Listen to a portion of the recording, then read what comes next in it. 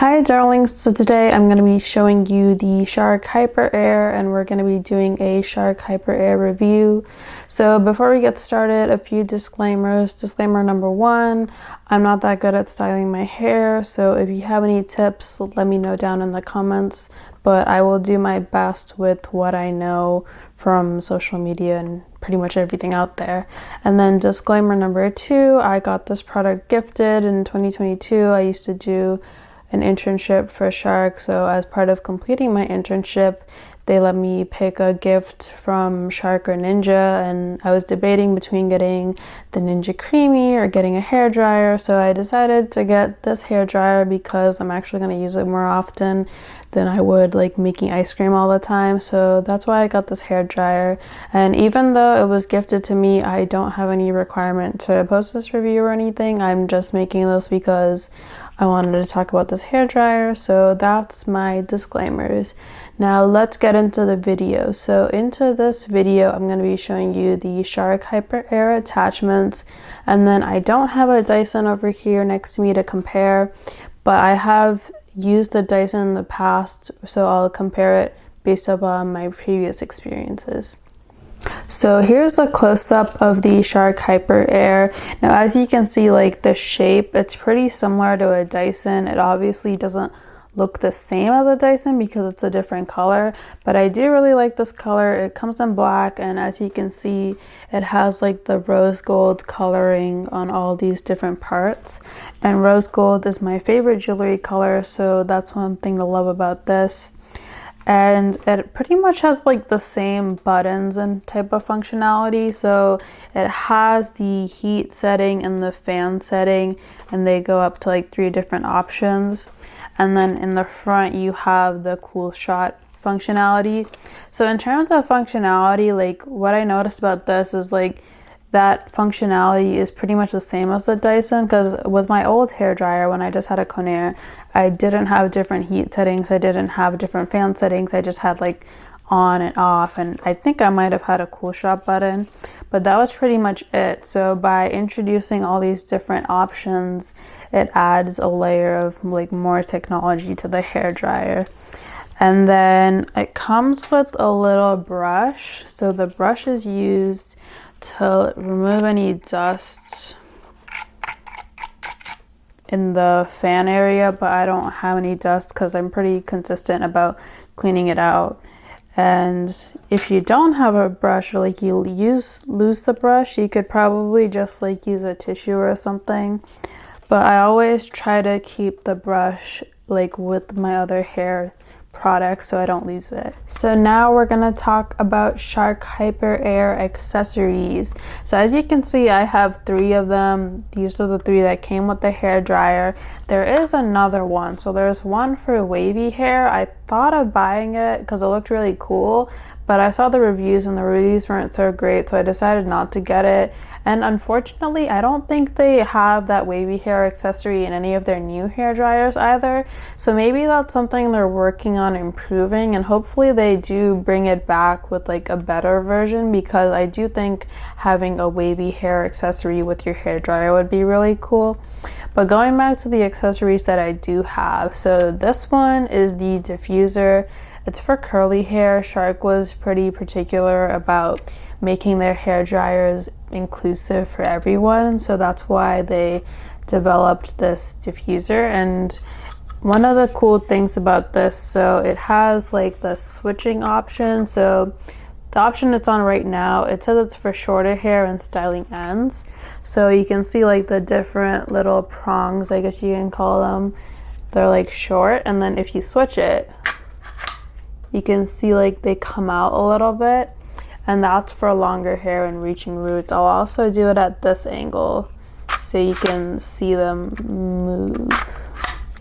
So that's long and this is short. So I don't know how other diffusers compare to this because I don't have curly hair, so I don't use this, but I guess I might try using this if I do like wet hair with like heatless curls, and then I try to like dry my hair with this. That might be something I try in the future, but overall I don't use this, so I can't really speak to it. But anyhow, moving on.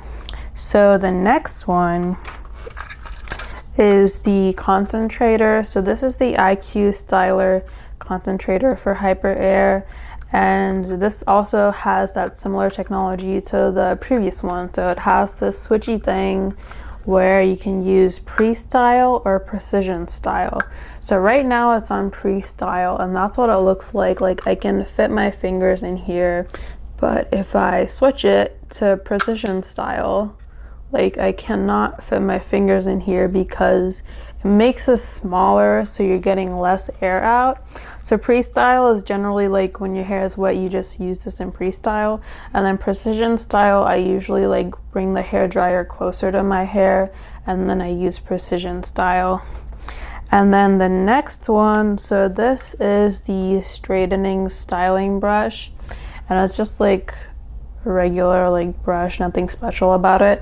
The only thing that's kind of special about it is you can rotate it. So if you press this button here, you can switch it around, and I find that helpful if you're like trying to reach for like the back or something. I find it helpful, but most of the time I just use it like this, like normally. All right, now we're gonna go into drying my hair. So my hair is still wet, but like it's not soaking wet because I towel dried it a bit with the Kitsch turban hair towel. And I always recommend towel drying your hair a little bit before you blow dry it. That way you get rid of like all the excess water, and then you can go ahead and blow dry your hair. So going back to talking about the Shark Hyperair, so comparing this to the Dyson. Now, I don't own a Dyson Supersonic, but before I had this hair dryer, I was trying to save up to buy a Dyson Supersonic because I really thought it was like a super cool hair dryer. But then when I was interning at Shark, I found out about that they make hair dryers. And then when I was there, I was hearing about the speed style and the flex style. So I thought of saving up to buy those after it comes out. But then luckily they gifted me this, so I decided to keep this. And then the reason I decided to like continue using this hair dryer and not buy the Dyson Supersonic is because it's pretty much the same thing. I've used the Dyson Supersonic at my cousin's house, and I felt like it was pretty much the same thing. I didn't notice any differences. I had a hairstylist at Ulta blow dry my hair with the Dyson Supersonic, and I thought it looked really good.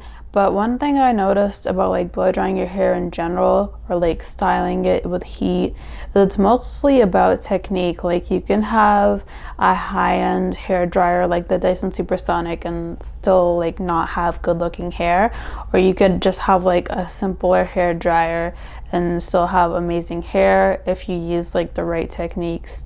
So in terms of blow drying techniques, I'm not good at that stuff.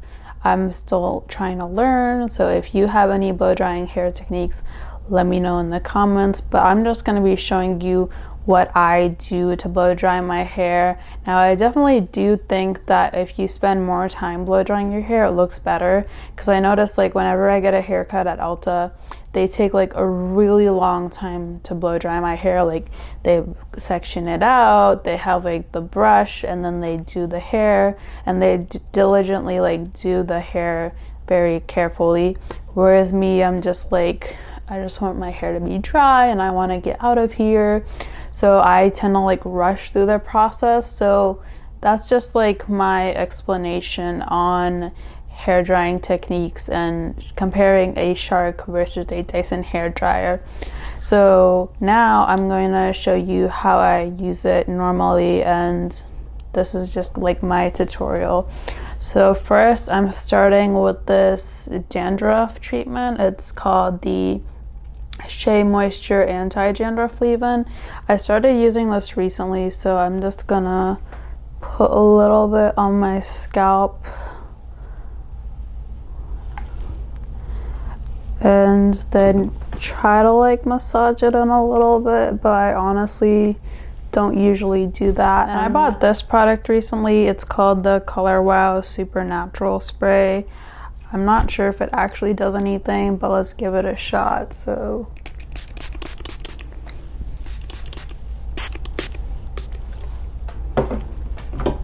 and then regardless of what hair dryer you use, you should always use a heat protectant. So I'm using the Shimura I don't know how it's pronounced. I'm just thinking it's Shimura. It's a Japanese brand, and I obviously don't know Japanese. So the Shimura Art of Hair blow dry cream, and I'm just gonna put a little bit on my hands and then work it through my hair.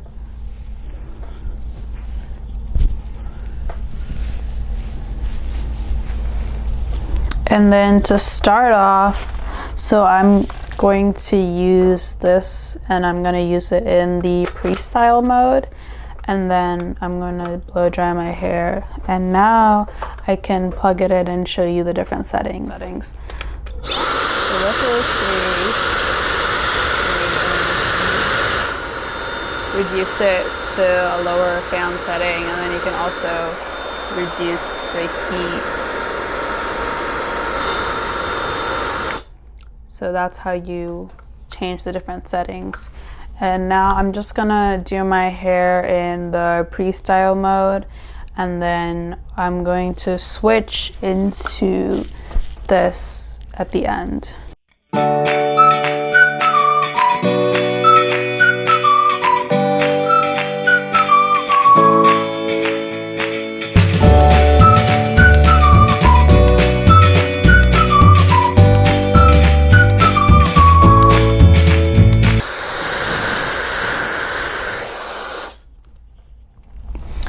So I did 1 minute on this side and then 1 minute on this side, and my hair is mostly dry. It is a little moist on the ends, but I do look like a frizzy mess because I just kind of went like crazy with it. But now I'm gonna use the brush and I'm gonna try to give it more of a straight, sleek look. I generally have frizzy hair, so I'm gonna do my best to make it sleek, but we'll see how good I am at that. So it automatically switched to 2 fan, and that's the setting that it has with this.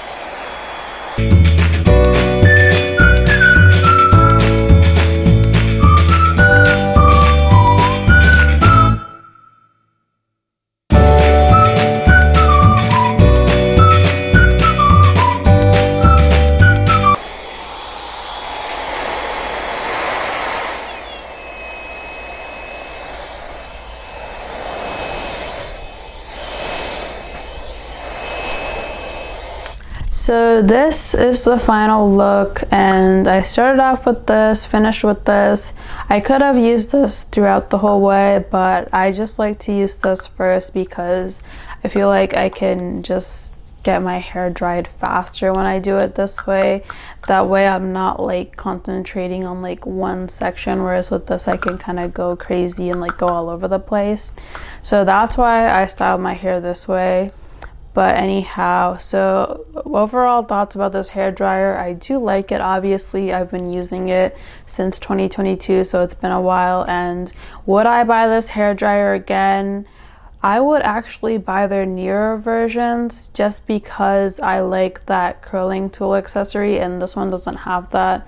So for that reason, I would buy their newer ones. But if you're someone who doesn't like curly hair, or you already have curly hair, or you have like a really nice curling wand, curling iron, then you might as well just get this. So this one is less priced than their newer models, which are the Shark Speed style and the Shark Flex style. The only problem is it is a little bit harder to find because it is an older version, but I'll do my best to link down below where I find this online, and hopefully you can buy it from those places. Now, should you buy the Dyson Supersonic or should you buy a Shark hair dryer? Here's my perspective about it. So the Dyson Supersonic is obviously like a lot older. It's been around for a long time. So I feel like people have definitely had the Dyson Supersonic on their wish list for a long time, and I was one of those people. I like dreamed of having a Dyson Supersonic. But the reason I decided to stick with a Shark is because I wanted to save more money, and in terms of functionality, I did feel like they were pretty much the same. Now, some people say like Dyson has like some secret technology that's in their hair dryers. I don't know much about that, but this is just like my perspective on it. So I would say like if you want to buy a Dyson Supersonic because it's been on your wish list for a long time, go for it, because it's your wish. So like if it's something you dreamed about, then go for it. And then the Dyson Supersonic also comes with a case. This one does not. Now, I don't feel like I need a case for this. So a case is kind of just like a nice to have for me, so this not having a case doesn't bother me. But if you're someone who likes the case, then again, go for the Dyson Supersonic. Now, who would I actually recommend the Shark Hyperair to? So I recommend this for somebody who wants a nice hair dryer, but they don't want to splurge on the Dyson Supersonic, or they kind of feel guilty for splurging on the Dyson Supersonic. The way I see this is that if you spend less money on your hair dryer, you'll have more money to go shopping. So that's my perspective on it. And then if you want to see more videos like this, be sure to subscribe, and thank you for watching. Okay, bye. Okay, bye.